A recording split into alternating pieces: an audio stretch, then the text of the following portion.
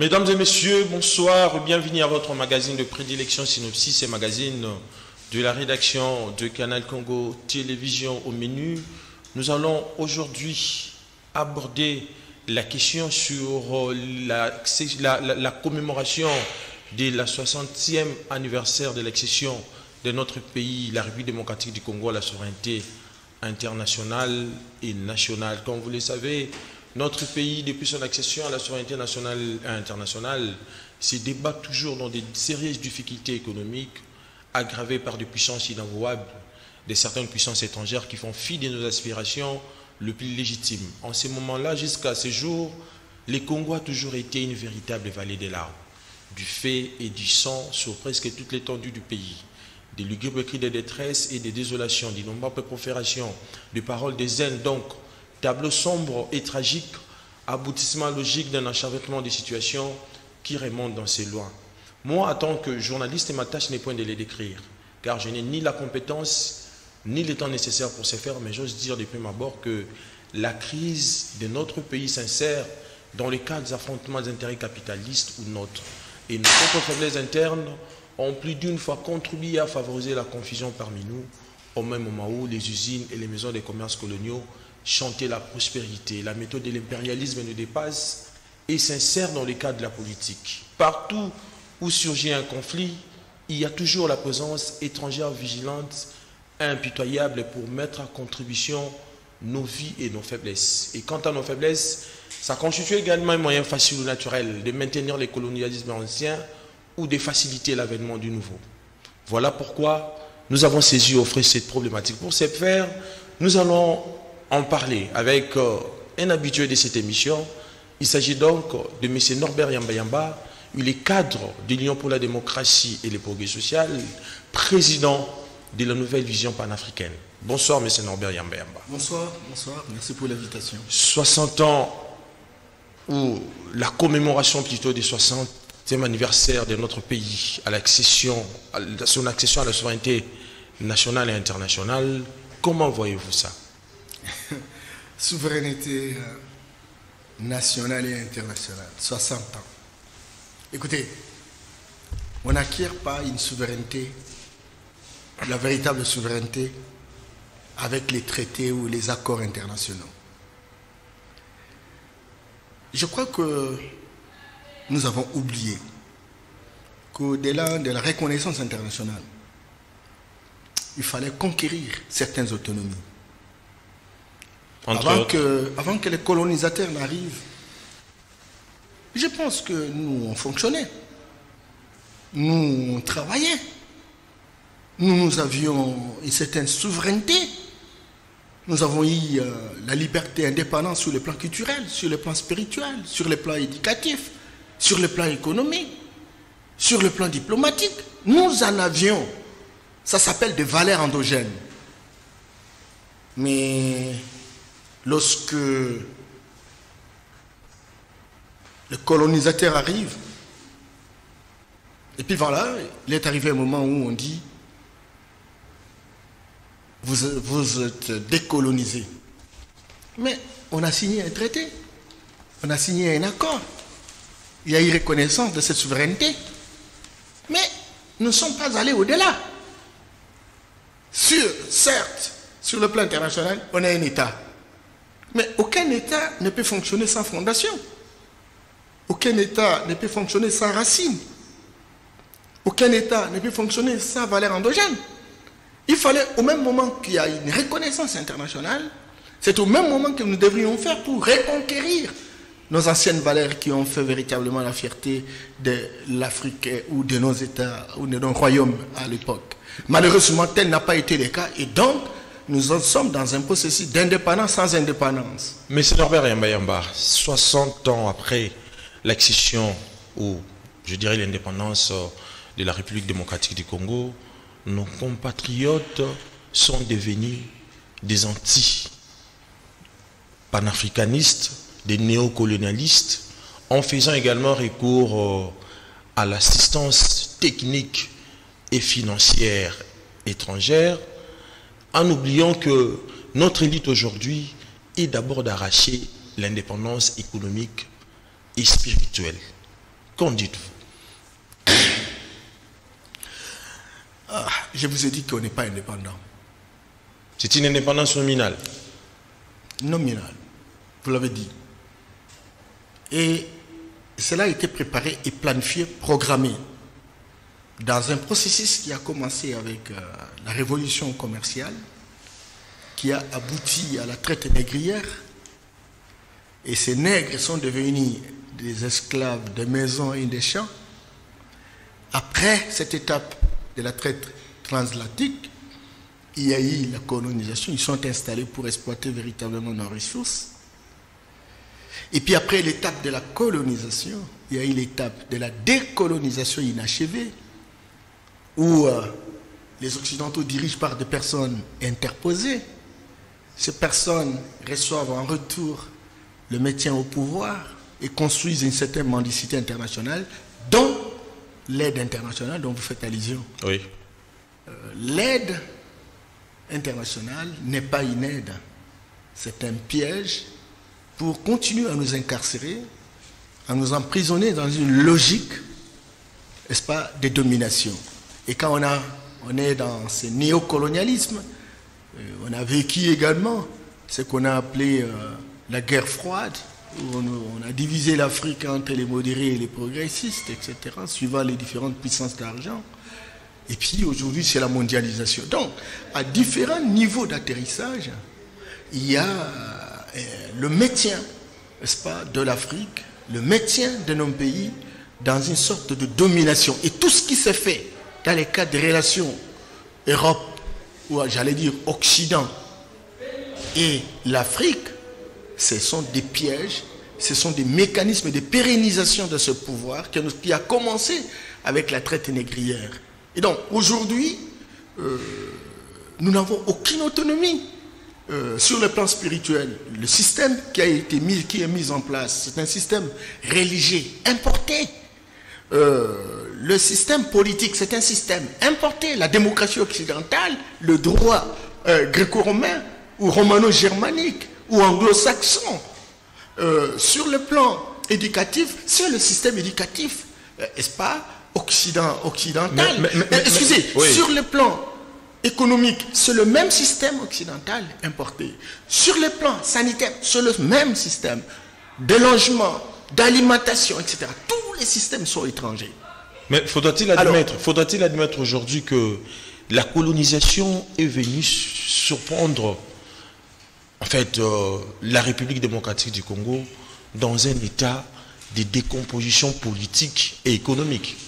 Mais écoutez, la colonisation, je vous ai dit qu'on est dans un processus, oui, n'est-ce pas, de maintenance, n'est-ce pas, de l'Afrique et du Congo en particulier, dans le géol, dans la prison. Et la colonisation fait partie, et c'est la deuxième étape, n'est-ce pas, de cette maintenance à la domination.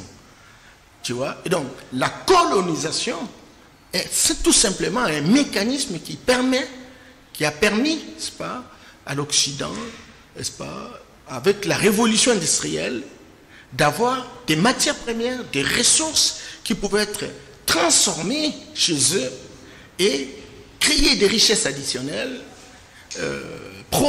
créer des emplois pour résorber le chômage dans la jeunesse, etc. Et donc, on appelle ça un paradigme occidental à rentabilité externe. C'est-à-dire, la rentabilité par rapport à l'exploitation, elle est fondamentalement externe parce que ne bénéficient de cette rentabilité que les gens qui sont venus véritablement exploiter chez nous et qui n'ont rien créé, aucun emploi, qui n'ont créé rien, aucune richesse, etc. dans notre pays. Donc, ce paradigme-là joue et continue à jouer, et aujourd'hui, c'est plus grave, j'allais dire gravissime, parce que même les Asiatiques entrent dans la danse. C'est la Chine, c'est l'Inde, c'est la Corée du Sud, c'est la Malaisie, vous voyez même Singapour, vous voyez. Donc, tous ces pays-là, les dragons, comme les tigres asiatiques, ils sont dans la danse. Maintenant, ils sont en compétition sur les terrains de bataille avec les Occidentaux.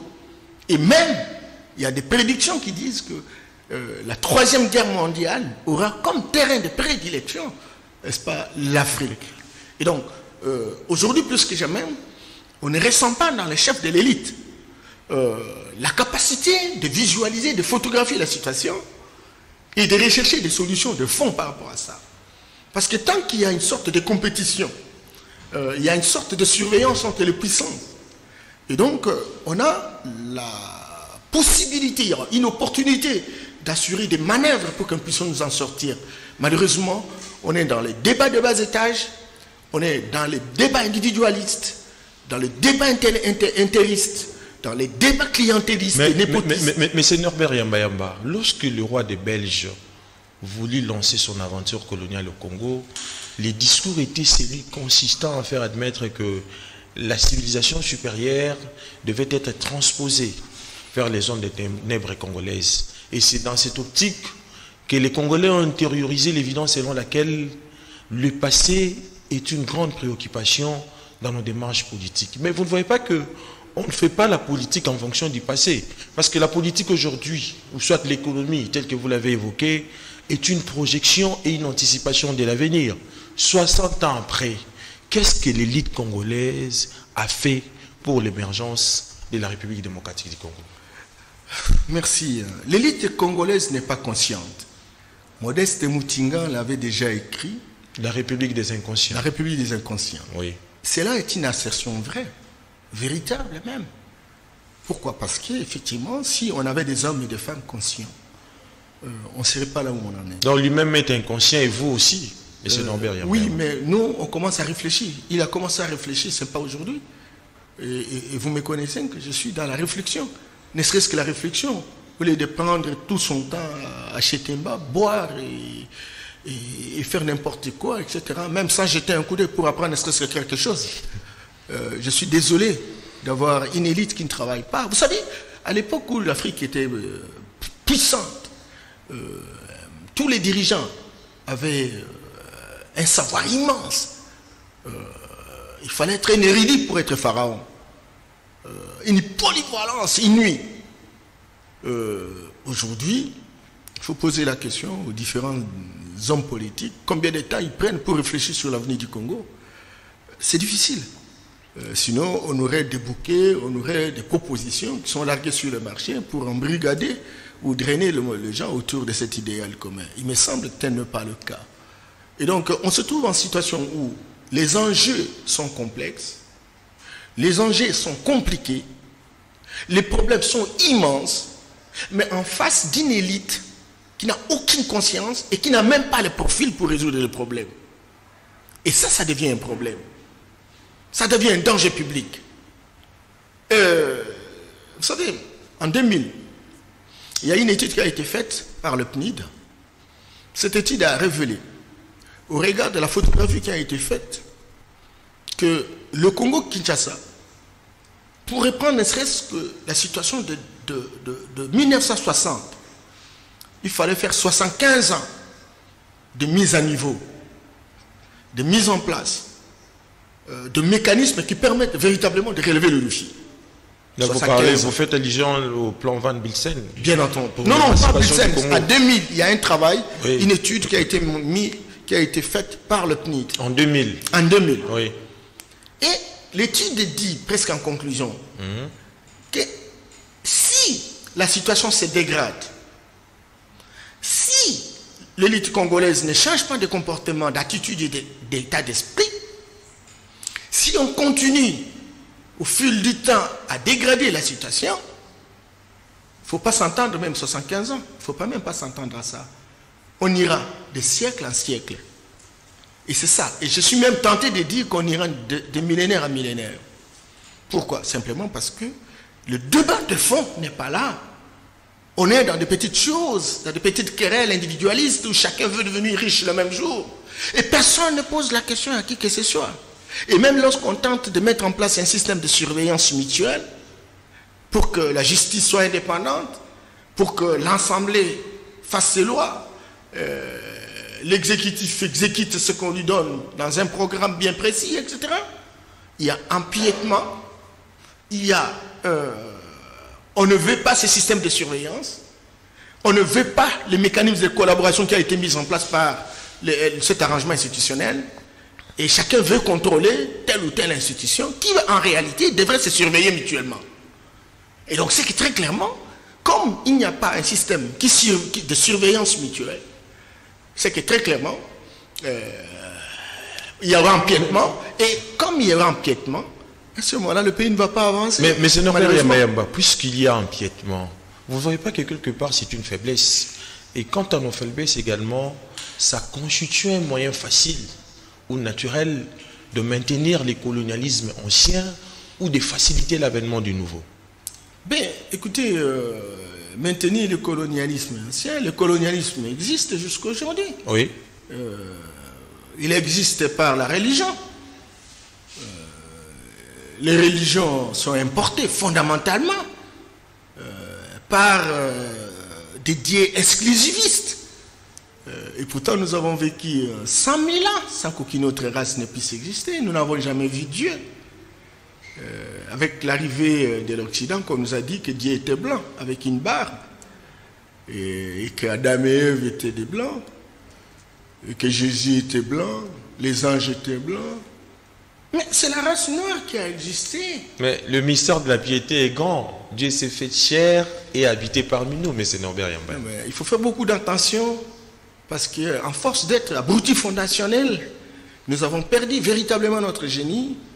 Et nous donnons l'impression, lorsqu'on reproduit pratiquement toutes ces phrases, c'est comme si on a reçu des fax, on a reçu des emails, des messages mails, etc., qui vous disent généralement ces choses. Or, lorsque vous regardez la littérature qui est très abondante, n'est-ce pas, dans l'écriture, vous allez voir que c'est le contraire de ce que vous dites. Hein.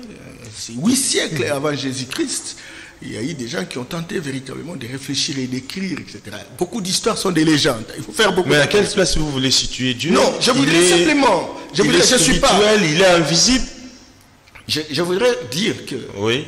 Chaque espace géographique a reçu de la part du Dieu créateur, parce qu'il y a un Dieu créateur que nous avons appelé à l'époque, avant que le blanc n'arrive, Nzakomba, Winyashongo, Vidimukulu, Nzambe, Mpungu. Nous avons connu Dieu. C'est eux, quand ils sont venus, pour dire que tout ce que vous avez comme tradition, coutume, etc., c'est du diable, c'est du satanisme. Il faut quitter. Et c'est là que nous avons perdu notre spiritualité. Et c'est maintenant, c'est là que nous ne sommes plus à mesure de réfléchir, d'avoir le génie. Kabila, je vous ai toujours dit, regardez un palmier. Mais dans le palmier, quand on le coupe, on extrait du vin de palme. Comment on est arrivé à savoir qu'il y avait du vin de palme là-dedans? Mais c'est une découverte. C'est scientifique. Kabila, dans nos villages, avant que le blanc n'arrive, nous avons vécu 3500 ans avant l'ère chrétienne. Mais nous avions des machettes. Comment on y est arrivé? On avait des forgerons au village. Et ils ont produit, ils ont créé des feux. Mais ce ne sont pas des allumettes qui sont venues des Occidentaux. C'est qu'il y avait un génie. Il y avait une capacité de créer des choses que nous avons perdu. Parce que tout ce qui se fait en termes de création est considéré comme diabolique. Vous prenez un petit bâton, le petit bâton de bois, vous téléphonez, on dit non, c'est la sorcellerie. Mais quand nos compatriotes occidentaux ou orientaux prennent notre lithium ou notre coltan, fabriquent les téléphones, on dit c'est scientifique. Mais qu'est-ce qui est à la base de tout cela? C'est en fait le fait pour nous de recourir, je dirais même, à ce qu'on appelle l'aliénation mentale. Mais tout à fait, on est aliéné. On n'a pas recouru, mais on est aliéné. Parce que même dans nos maisons, nous ne voulons pas que nos enfants parlent le lingala, le dialecte, etc. Ça fait la honte. Vous savez, le génie se transmet par la langue. Vous savez, le nom Kabea, c'est plus énergique que Kabea. Quand on vous appelle Eddy, etc., on ne sait pas quel est cet ancêtre qui s'appelle Eddy, qui s'appelle Norbert. Chaque fois qu'on m'appelle Norbert, je renvoie l'énergie chez l'ancêtre là, Norbert. Mais quand on m'appelle Yamba Yamba, eh bien mon ancêtre est content comme tout. Et il est capable de me revêtir une puissance. Mais il a fallu enlever ces noms, Norbert. Bien entendu, c'est comme ça que Mobutu était bien parti. Les retours à l'authenticité. Les recours à l'authenticité. Il a fait un certain nombre de choses pour lesquelles nous avons combattu, parce qu'effectivement, on n'avait pas de vision, on n'avait pas d'horizon politique. Il y a des choses pour lesquelles il faut savoir véritablement comprendre que le maréchal était en avance. Quand le maréchal dit « allons vers nos valeurs », et il dit « le modèle de démocratie occidentale n'est pas un modèle africain. Allons vers la démocratie juste à poser. » C'est-à-dire une démocratie où tout le monde est concerné par la gestion, etc. Mais il y a un chef qui écoute les autres et travaille pour l'intérêt de la République. Et les Occidentaux, parce que leur démocratie, leur système politique est un système piège, ils ont combattu ça. Ils continuent à combattre même les Asiatiques. Vous voyez la Chine. Combien de fois on vous dit que c'est un pays dictatorial? Aujourd'hui, qui a 25 000 milliards de dollars de produits intérieurs bruts à taux de parité du pouvoir d'achat. Mais ce sont ces pénibles réalités qui font dire aux gens que les démocraties africaines sont des caricatures. Eh bien voilà, donc démocraties africaines, ce ne sont pas des démocraties africaines, ce sont des démocraties occidentales appliquées en Afrique. C'est très important. Et l'élite politique, l'élite intellectuelle, il y a plus d'instruits que d'intellectuels, n'a pas été entraînée dans les valeurs qui sont les nôtres. Voyez. Et donc, nous avons adopté le modèle organisationnel politique, nous avons adopté les modèles éducatifs, nous avons adopté les modèles religieux, nous avons adopté les modèles médiatiques, nous avons adopté les confréries occidentales qui sont des cercles mystiques, etc. Tout est étranger pour nous. Alors, un arbre qui n'a pas de racines tombe.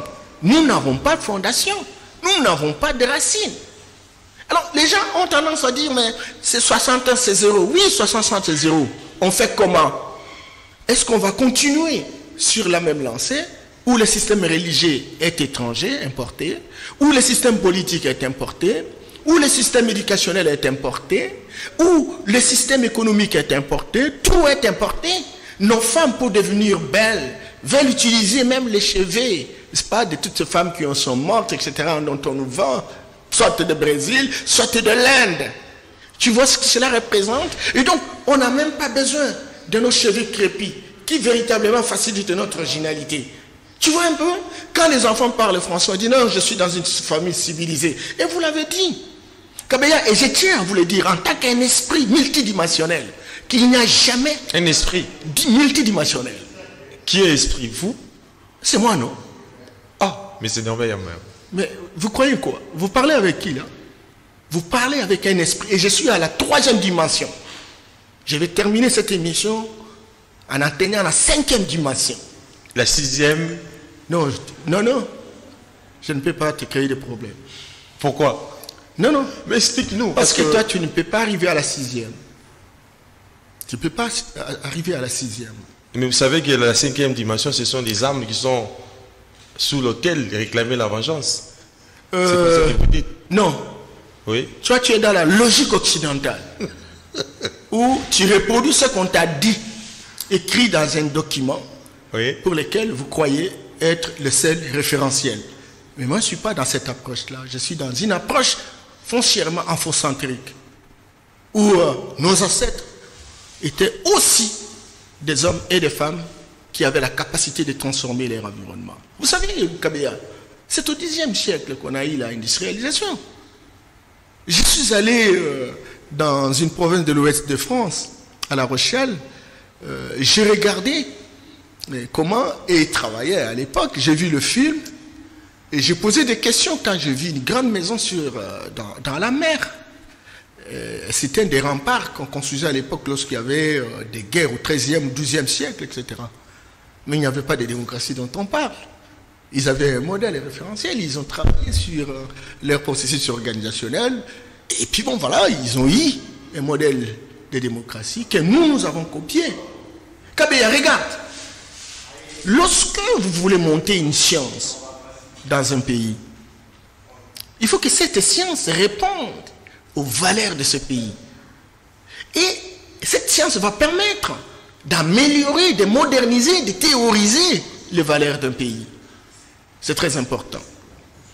Et donc, il va de bon sens que aujourd'hui, plus que jamais, nous avons véritablement copié les choses au point où nous ne sommes pas ce que nous sommes.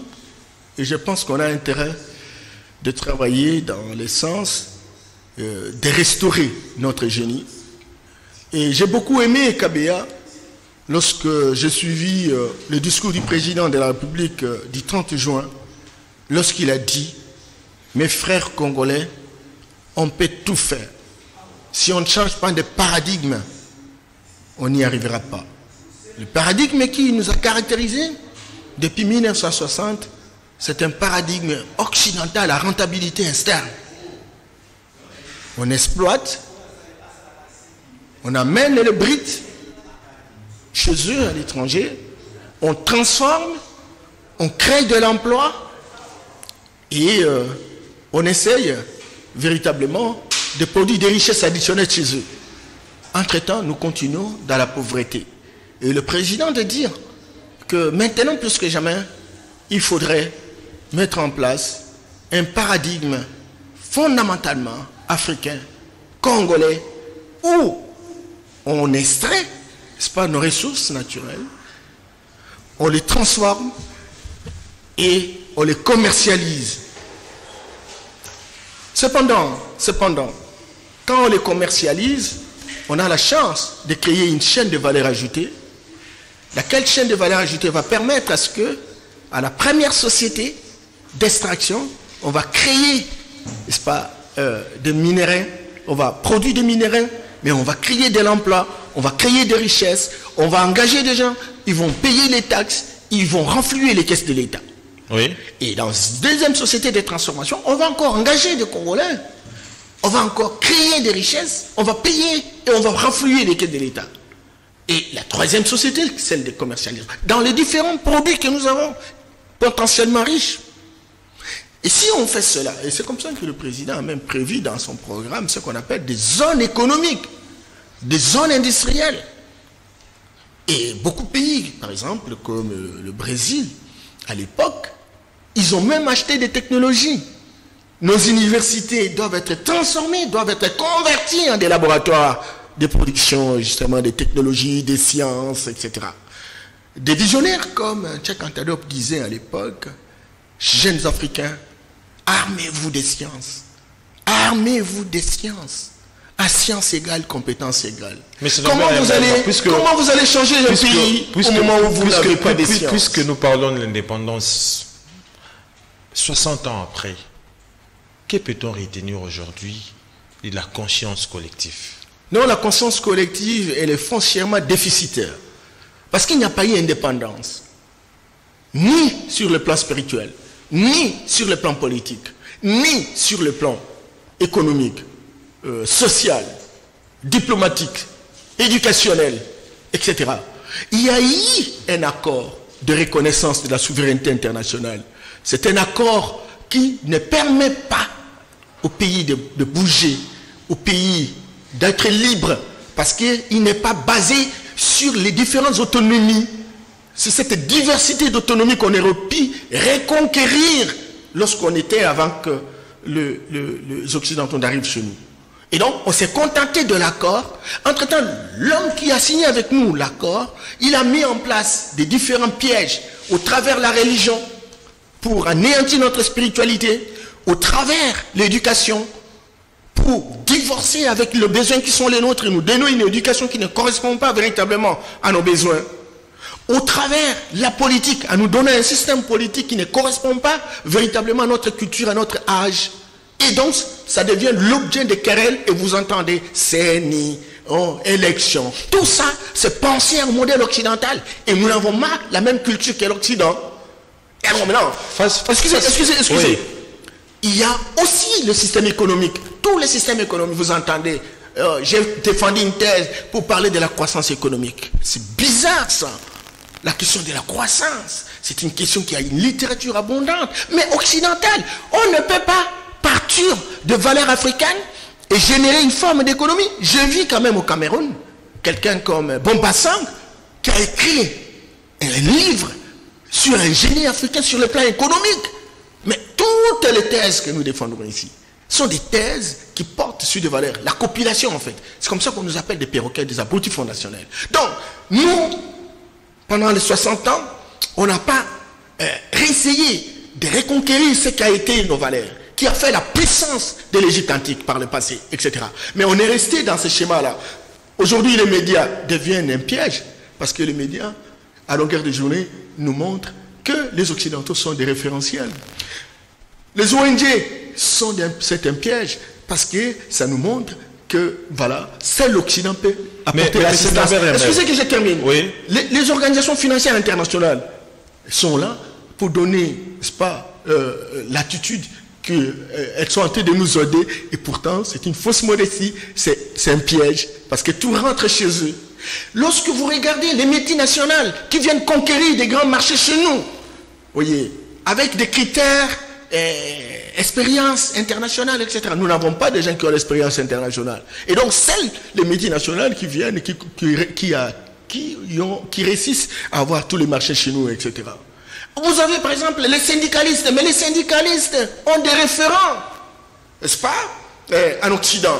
Lorsque vous avez les partis politiques, vous avez Parti libéral, Parti chrétien, Parti socialiste, international socialiste, international libéral. Je m'excuse beaucoup. Malgré l'apparence prudence de tous ces partis politiques, il y a un fait qui s'impose. Les niveaux de la conscience du peuple est demeuré assez bas. Bien, parce que les partis politiques n'ont pas fait leur travail. Les partis politiques sont organisés pour avoir le pouvoir, s'enrichir, etc. Beaucoup de gens sont venus à l'étiquette parti politique, ils n'ont pas donné le meilleur d'entre eux. Et même ceux qui veulent véritablement prendre le pouvoir, personne ne vous dit quelle est l'offre politique qu'ils amènent au pays. Ils proposent quoi? En 2050, aujourd'hui nous sommes 100 millions de personnes. Alors 96% des gens sont en chômage. Dis-moi, qui propose quoi? Qui propose quoi? Oui. Et donc les partis politiques ont fonctionné parce que calqués au modèle occidental. Or le modèle occidental, ces gens-là se battent à longueur de journée pour chercher des solutions par rapport à la situation. Nous, on va voter un président de la République, non pas parce qu'il a présenté un projet, ou il a présenté une offre politique, mais simplement parce qu'il porte,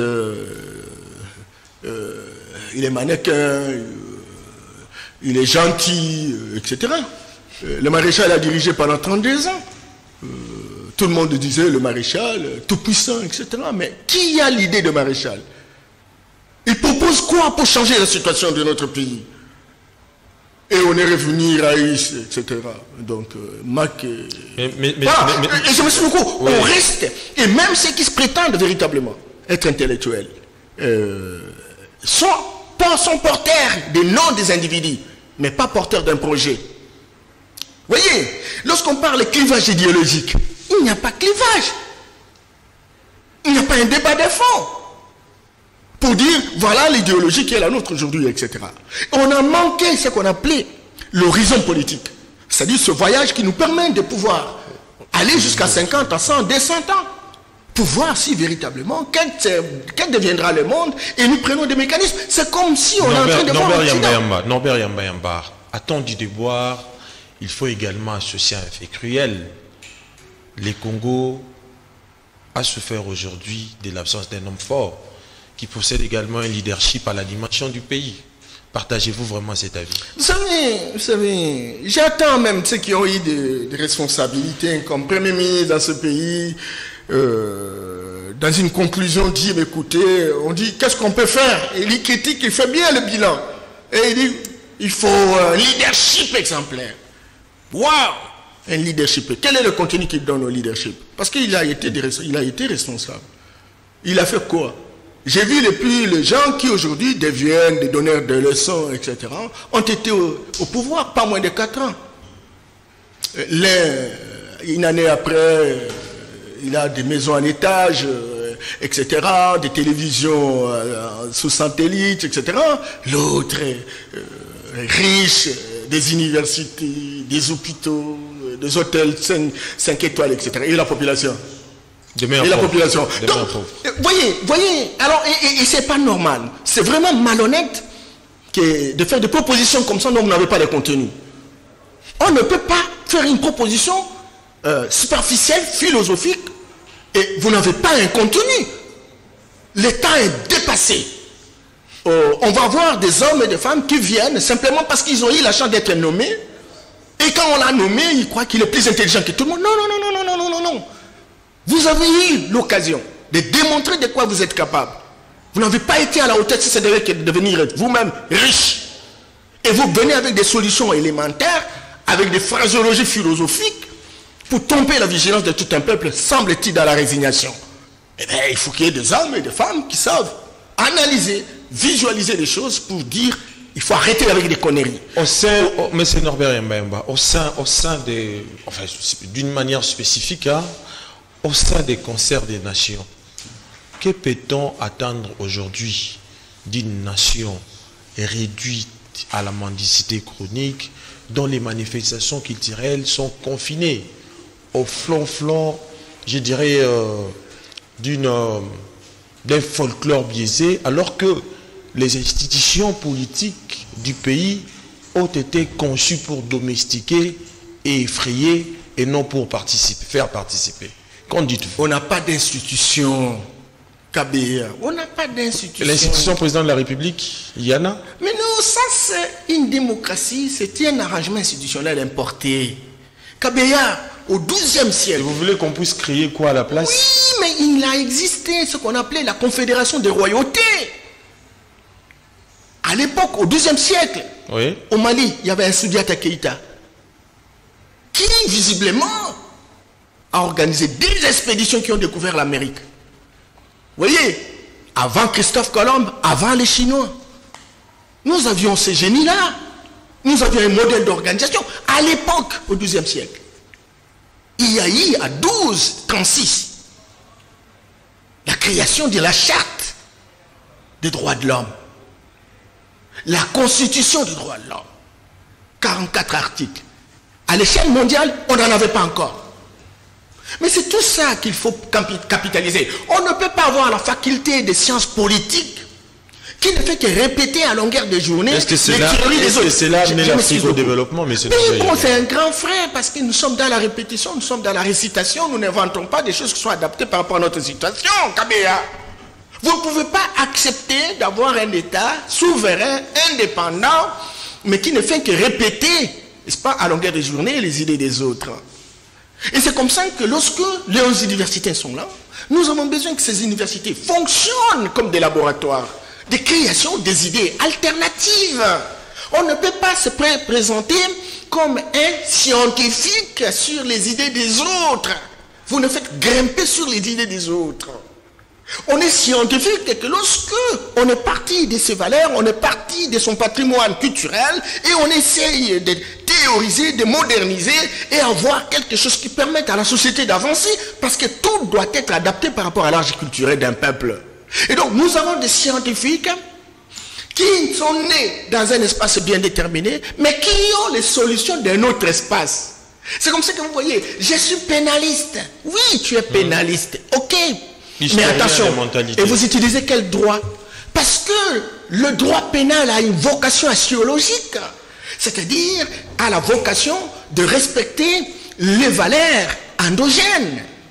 Vous voyez? Et donc, si on veut punir quelqu'un, c'est qu'on veut vérifier si ce comportement est conforme aux valeurs de sa société. Or, le droit pénal africain ou congolais est conciliateur. Nous avons vécu avec l'arbre à palabre.